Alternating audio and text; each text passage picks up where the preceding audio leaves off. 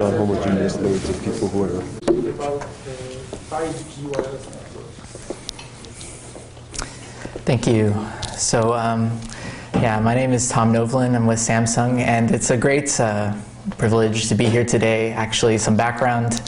Not too long ago, I did get my PhD here at UT under supervision of Jeff. Got to do some work on stochastic geometry applications for interference coordination networks and cellular networks. So it's great to be here with you all. Presenting this. Originally, Charlie was going to be able to present, but unfortunately couldn't make it. And today, I'd like to present this talk on applications of stochastic geometry in existing LTE networks and hopefully future 5G networks as well. And this is also some work that we are doing in collaboration with Hao Chen and Lingjia Liu of the University of Kansas. So just some background on what Samsung Research America does in industry.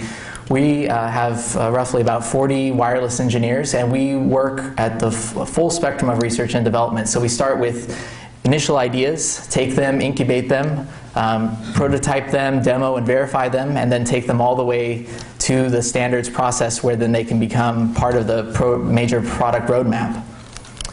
And today I want to give an overview of what the current wireless landscape is like, where this standard evolution is going, how we're evaluating these networks, what tools do we have, what are their limitations, and then finally show how some of the work that we've been discussing this, during this conference about stochastic geometry is very applicable to these networks. So 3GPP, if you don't know, is the main current standards body governing the wireless communications industry. And it started back in the beginning of 2000s looking at CDMA 3G networks, and now obviously LTE was developed several years ago, and we are currently towards the end of the LTE evolution, LTE Advanced, and we're now looking at 5G hopefully in the next couple of years. I just want to highlight that it's a global work. It really is quite amazing to have all the major alliances around the world and working at the full system design. So not only do we have the radio access, but we also have the core network and then also the device testing and certification. So it's a very large, growing organization. And as I said, countless participation from hundreds of companies, big companies, small companies. You see many recognizable names. And this is a picture of a typical 3GPP meeting, so you can see how much fun that looks. It's definitely a unique experience attending these meetings. Thousands of delegates across the year traveling around the world designing these systems. So now I just want to give a little bit of overview of how LTE has kind of evolved to give some insight into where it's going and how we can help build the roadmap for the future. So originally the target of LTE was to design a cellular system with a couple of key characteristics. One, we wanted to have a target data rate of 100 megabits per second in the downlink, 50 megabits per second in the uplink, built it on top of OFDMA, moving from CDMA, and then at the architecture side, we wanted to move from a very hierarchical network that we had in 3G toward what we call a flat architecture, where the base station handles quite a bit of the routing and access. So that was a good start, but of course the smartphone came, and then all of a sudden 100 megabits per second didn't seem like enough. So the advanced release, release 10 LTE Advanced, targeted a factor of 10 increase. So now 1 gigabit per second in the downlink, mainly by increasing the bandwidth. So now we have carrier aggregation. We can aggregate up to 100 megahertz of spectrum if that's available. And we also looked at densifying the network, so this is where we looked at adding small cells. But one of the challenges of adding the small cells is how they coordinate with the existing macro overlay network. So there was a lot of work on these coordination techniques, cell range expansion, interference coordination, and a kind of decentralized approach. So as a result, the next evolution looked at, well, what if we take this network and try and coordinate it and provide some centralized resource allocation? So that's how COMP, or Coordinated Multipoint, was introduced. The main goal here is to try and reduce interference, especially at the cell edge, by coordinating the transmissions of many cells. Of course, that requires a lot of backhaul and coordination entities, and still only in the early stages of actual deployments in the real world. So this kind of catches us up to almost the present day. Release 12 is the latest release of LTE. It's just finished. Standardization beginning of this year, and the key enhancements for Release 12 was moving from a kind of separate architecture for small cells and macro cell to a kind of a dual connectivity architecture where the users now can get connected to the macro cell with wide coverage for mobility, and then can get connected to a hotspot small cell for the data connection, because typically you have much better coverage, throughput, bandwidth at the small cell, but you need the macro for handling the mobility. Also, we introduced device-to-device for the first time in LTE, and it's not quite the peer-to-peer system. It's still heavily centralized at the base station allocating the resources, but we still have the ability to do device discovery and communication inside and outside of network coverage. So what are we working on now? Where we are today is Release 13. Just started about halfway through, we'll be towards the end of the summer.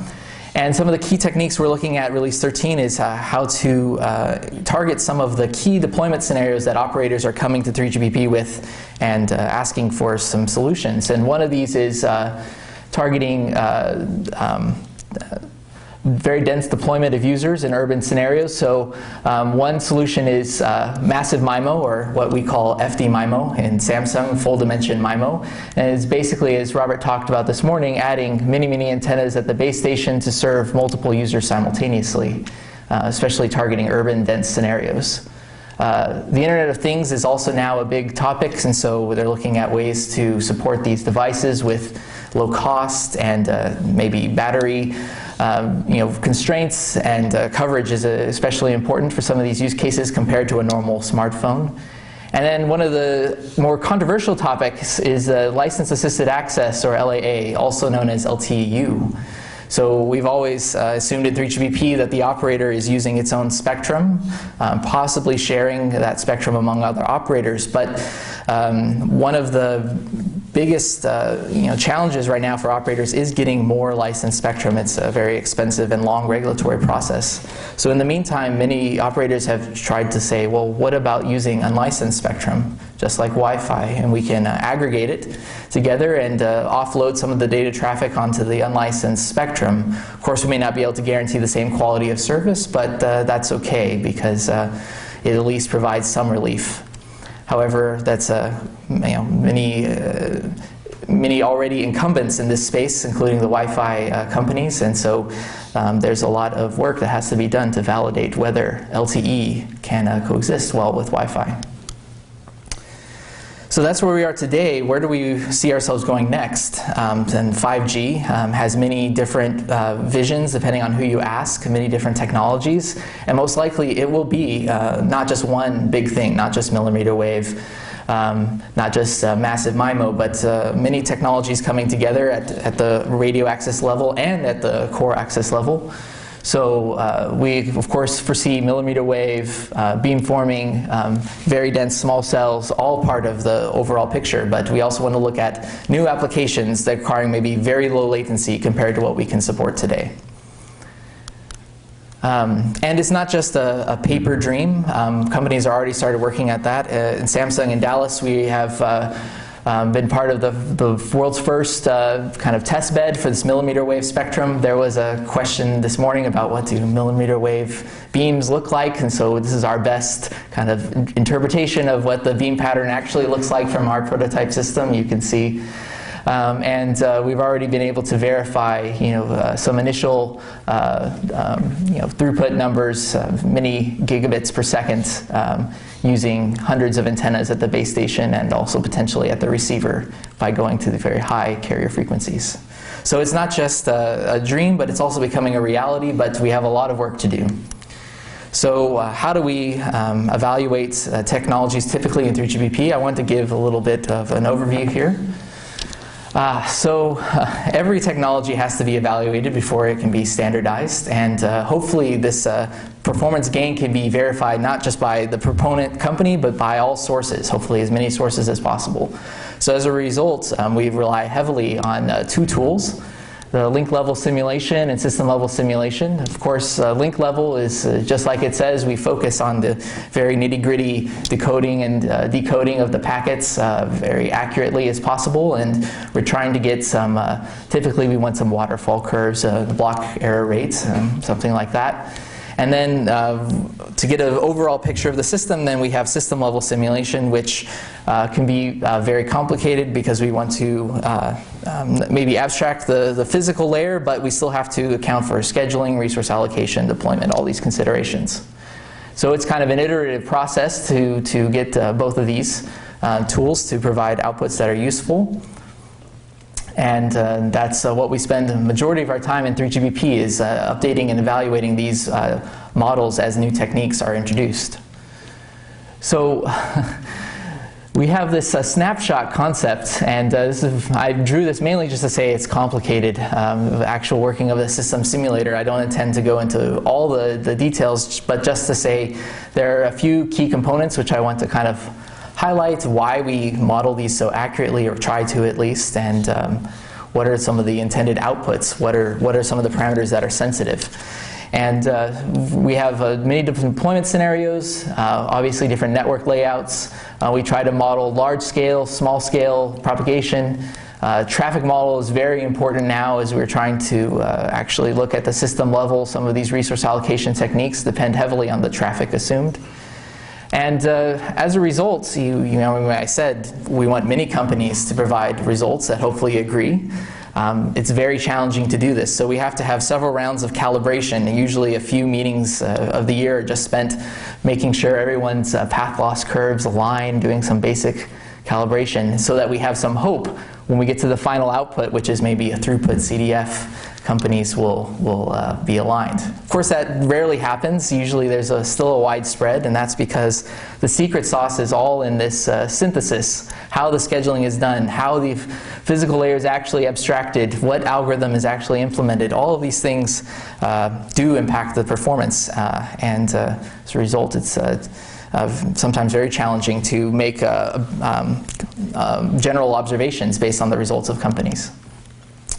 So what are the key scenarios? So I'm very sorry for plotting a hexagonal grid at such a conference. But the sad truth is it's still quite well and alive, and 3GPP, hopefully we can do something about that. But it's there because we want to model coverage-oriented networks. And typically, you know, we have a mix of indoor and outdoor users, and the way we can vary the density is by just you know, decreasing the inner site distance.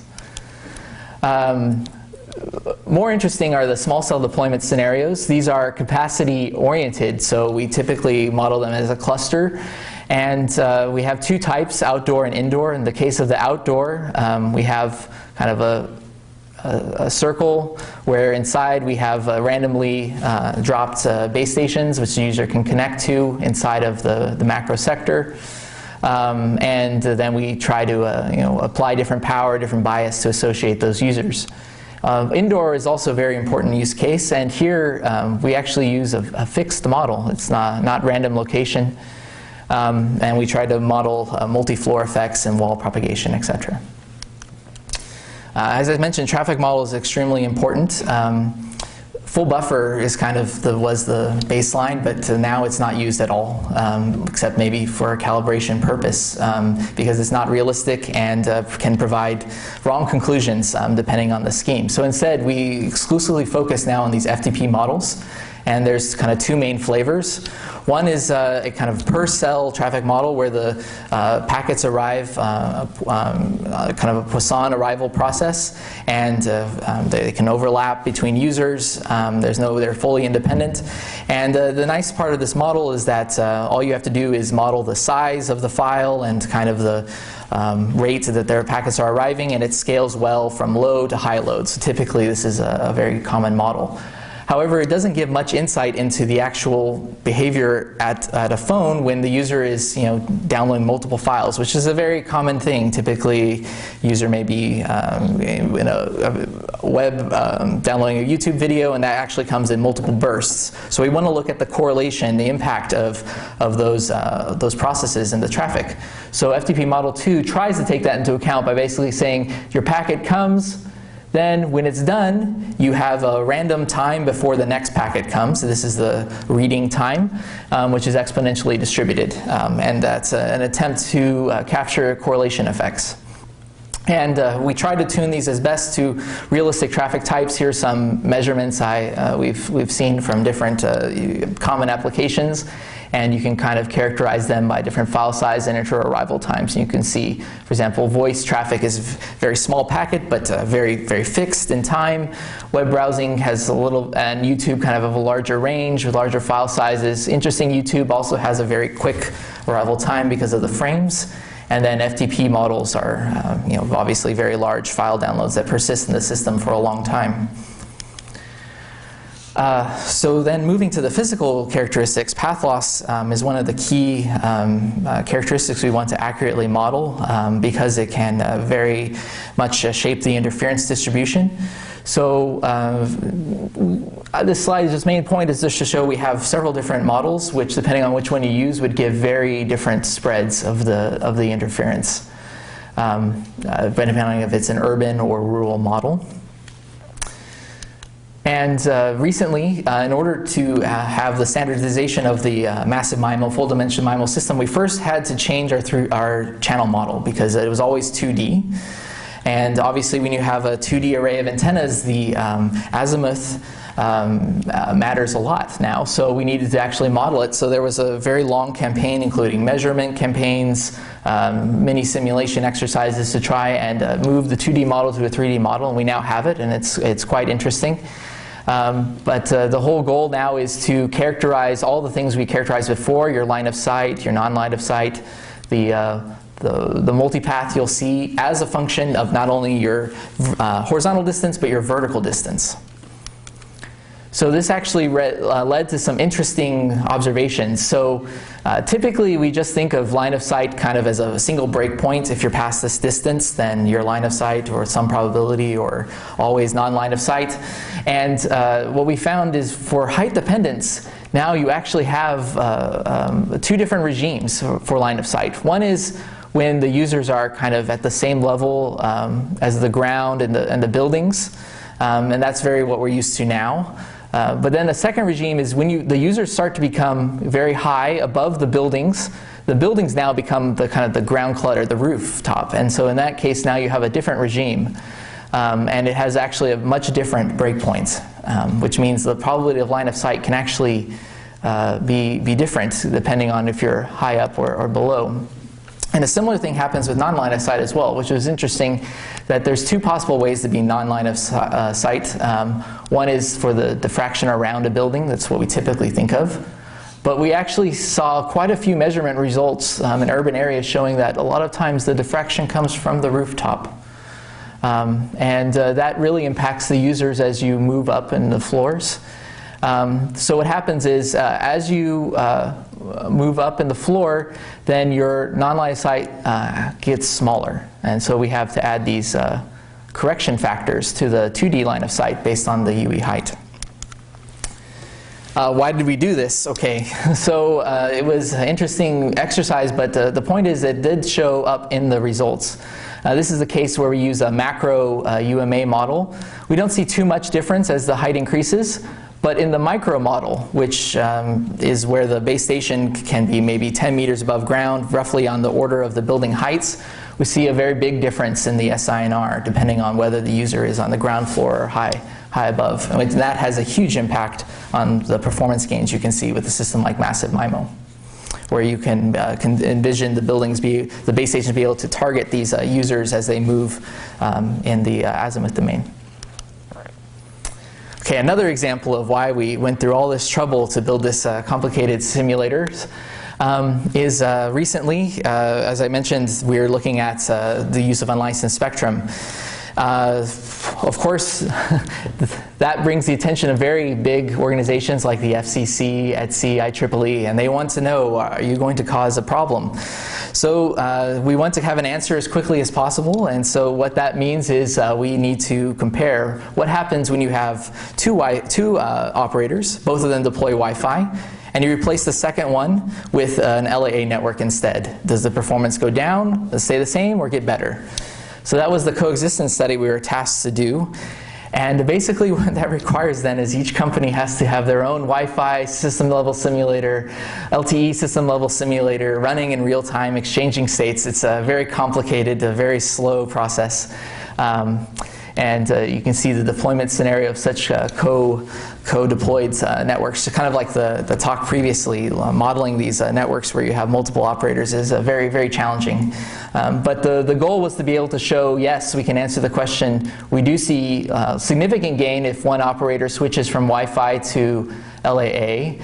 At the same time, the original operator doesn't see any loss, actually sees a little bit of gain. That's mainly because the LTE air interface is more efficient in terms of resource utilization, which provides more spectrum sharing opportunities with the other Wi-Fi network. So to wrap up this section, I just want to provide a little snapshot of the life of a typical 3GPP expert. I wish I could say this is hypothetical, but I know this all too well.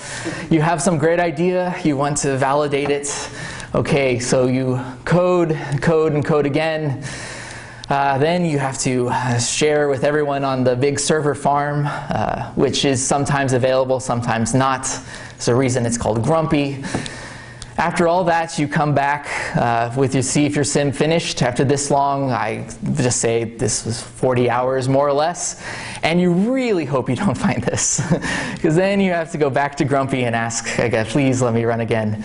But maybe you were lucky and it worked, and then this is all you get for your 40 hours of trouble plus weeks of debugging code. This is it's not a perfect system, but it's been working well, and it's obviously been able to help LTE introduce many new advanced features. At the same time, we certainly are very open to new tools that can speed up this process, allow idea evaluation at much earlier stages than having to go through full-blown system-level simulation calibration development. So now I'd like to spend the last time of the talk talking about one application of stochastic geometry that we've been looking at in collaboration with the researchers at the University of Kansas, and this is on D2D spectrum sensing networks. So D2D, as I mentioned, has just recently been introduced to LTE, and it works in a very centralized way. If the user wants to do D2D, it must first ask a base station for resources, receive that grant, and then it's able to transmit on the side link, as we call it in 3GPP, to the other UE. As a result, we have to have some type of resource allocation framework. For discovery, we do it once every 1 to 10 seconds. For communication, we may do this allocation on tens of milliseconds. And we have to share the uplink resources. Operators are not right now ready to deploy bands just for D2D. They want to share it with the existing cellular traffic. So that makes it a quite complicated challenge at the eNode B to provide this resource allocation. So that's why there's been some interest in looking at spectrum sensing approaches. Conventional spectrum sensing, we're looking at kind of whether there's a user or not in time, and I can use that resource as a secondary user. Another approach is to use spatial spectrum sensing, which is what we focus on. And here we're trying to detect the presence of a user over time. And whether or not there is a user, we decide to use the spectrum in a spatial sense. We kind of have a spatial sensing region. So the goal, why we want to do that, one is this can reduce interference. If the eNode B is not able to provide orthogonal resource allocation, there can be collisions between D2D and cellular. But with spectrum sensing, maybe the D2D UE could sense that and avoid that collision. And then also, as I mentioned, there's a lot of control overhead required for D2D currently. It'd be nice to be able to reduce that. So we state a very simple goal. We want to provide an analysis to see if we can come up with an analytical way of looking at detecting whether there are cellular users within some distance to the D2D user. So we form a Poisson point process for the cellular users, and then we take a D2D user and form this sensing region and try to detect whether there's any active cellular users within this. So we have a periodic sensing that's going to take place, and we're going to do a hypothesis. Yes, there is a user within this region, or no. And of course, there may be users outside of this region which we're also able to detect. But we are not concerned about their presence, only these users within the sensing region. You do this across all resource blocks in the frequency domain, or is that the idea that you do that? Yes, so this, I think we're going to, in this work, focus on just one resource block, maybe like a resource pool, but yeah, you could also consider scanning across multiple resource blocks in time. Yeah, that would also be an extension. I guess in this work, what you could say is we kind of assume those are independent, so, which may or may not be true.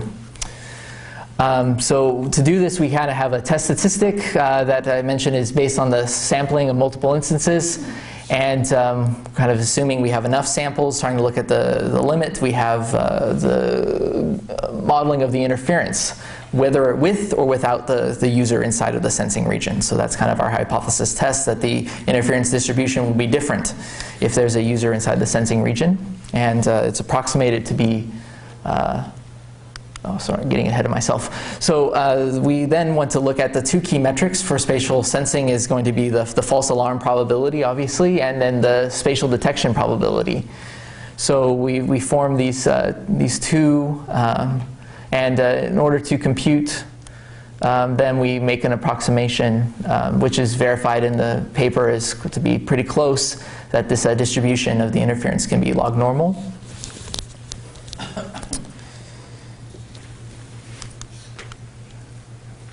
So then we have kind of the main results of the paper here.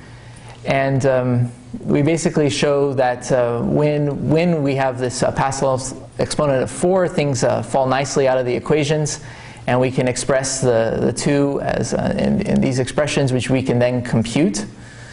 And you can note that the false alarm probability is part of the detection probability. So in order to compute this, we first kind of fix the false alarm probability, which is typically, I think, maybe 10%, and then you compute the probability of detection.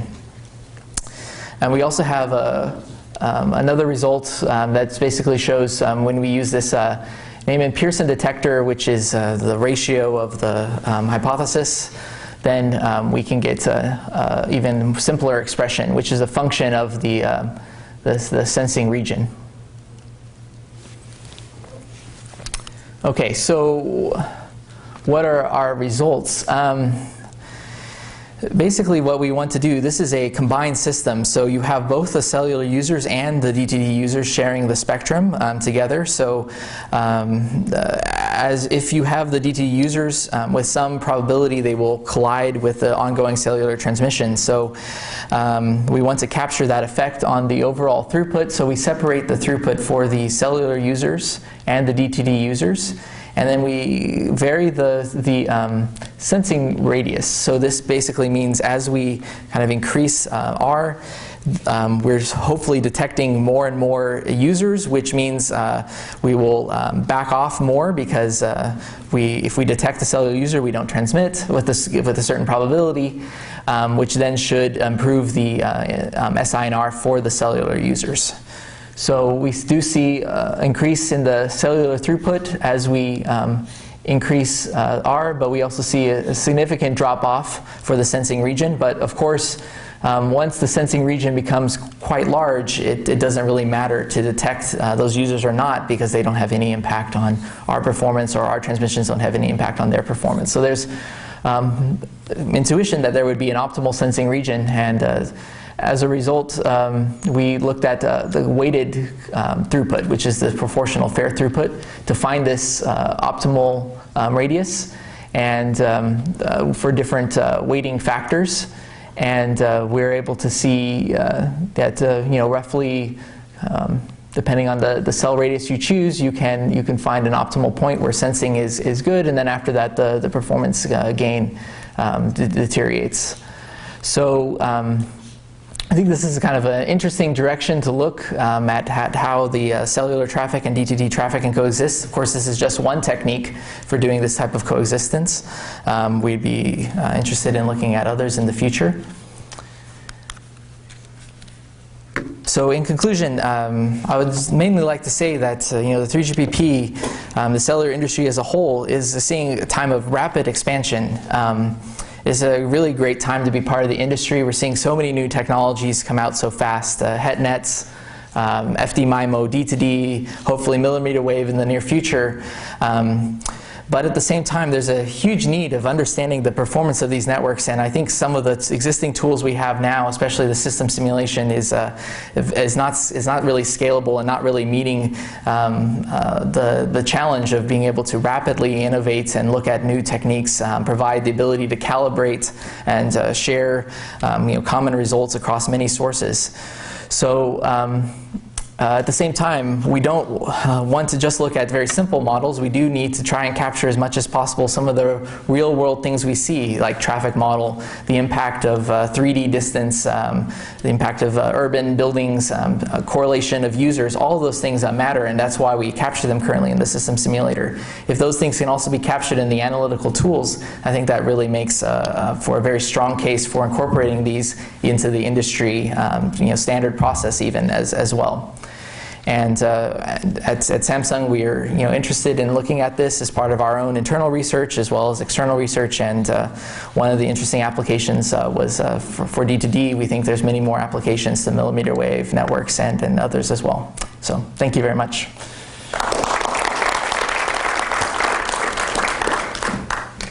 Time for questions. Yeah. So I am familiar with this 3GPP, the channel models, and I feel like there's an explosion of parameters, and I have no idea how all those parameters are validated. It seems like you see an effect, oh, hey, height matters, let's add a new parameter for that, and then it just makes it so complicated it takes you 40 hours to simulate one thing. So, and stochastic geometry is like totally the opposite. We want to minimize the number of parameters so we can have stuff to tweak. So how can those two come together? Are you willing to throw away some of your parameters for the sake of mathematical tractability? Well, I think it was a question. Yeah, or demand, I'm not sure. Just to go back to this process, what we do as research engineers, going all the way back to the very beginning, is we want to have multi-iterative process. We want a feedback loop. We want to start with ideas and incubate before we know we should move to the next step, which is prototyping. And then this is very important because we need to know before we move to standardization whether it's really feasible from other hardware practical points of view. So I think this is where stochastic geometry can really help out a lot. And there, yes, of course, when we're doing this standardization, looking and maybe developing the product, we actually have to model those parameters. But when we're just looking at new techniques or trying to compare different techniques, I think it's okay to, quote unquote, throw away some parameters if at the same time we also know that we're capturing many of the important effects. So I've definitely seen stochastic geometry models evolve to capture more and more parameters. So I think they're kind of hopefully meeting in a place that's useful for industry as well.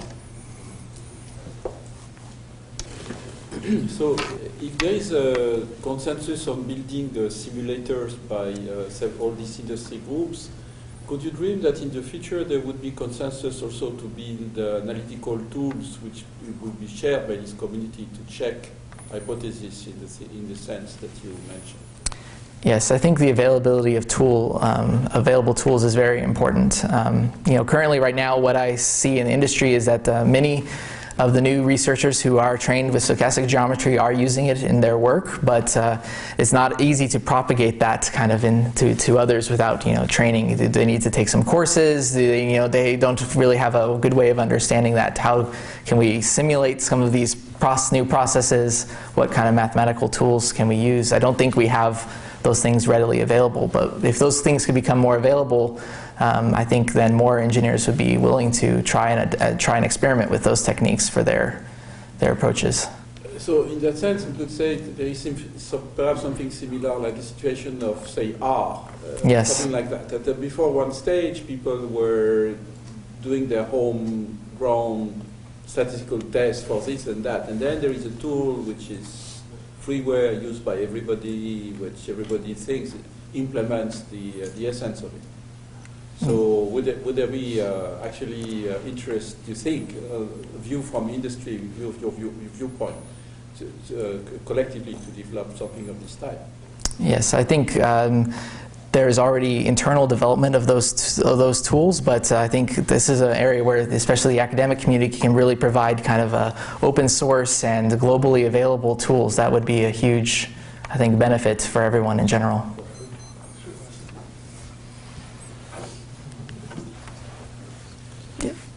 No, I was just agreeing.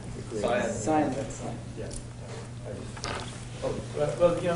I agree with most of your points. I think actually, unless our stochastic geometric modeling is completely barking up the wrong tree, any relative ordering of scenarios, or choices of deployment parameters that we get using a more simplified stochastic geometric analysis will probably hold even with all of these, channel imperfections and details of your modulation and coding schemes as well.